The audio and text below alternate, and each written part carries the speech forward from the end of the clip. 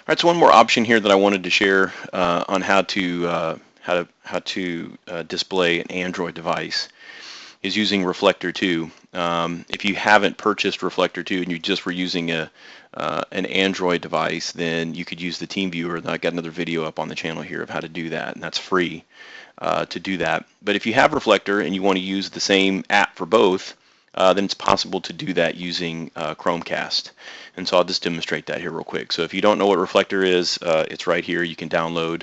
It's compatible with iOS 9. You need Reflector 2. If you have previous to iOS 9, the older version of Reflector would work, but if you have iOS 9, you need Reflector 2. So you download that. It's $14.99. It's completely reasonable. Works great for iPads over AirPlay. But if you want to do it with your Android device, then what you need to do is go and download Chromecast.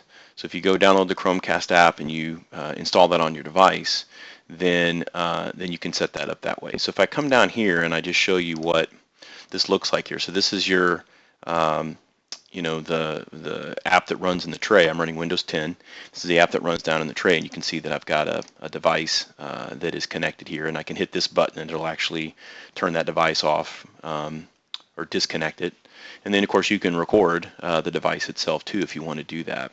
So if I come over here and open Chromecast, basically the way that you would, you can see that I'm connected here, but the way that you would go and make this connection is you would come up here and say cast screen audio. And so now you can see that this is actually already connected to my device, and that's where this would come up and connect down here. Now, of course, I'm not plugged in USB with my device. I'm over wireless, and of course the device has to be connected to the same. My PC is actually wired into the network, whereas my Samsung device here is on wireless, but it's the same, basically the same IP range and same subnet and all that stuff.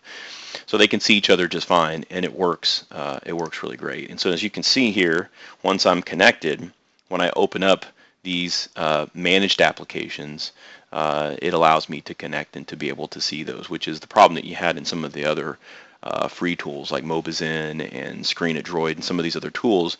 The screen sharing works great, but once you open up any of these protected applications that are in sort of these container applications that are managed by Intune, the screen goes black and you can't see them.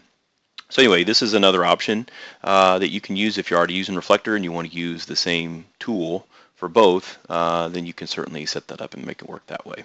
So hope that worked out. Hope that's good for you guys. Thanks a lot for watching.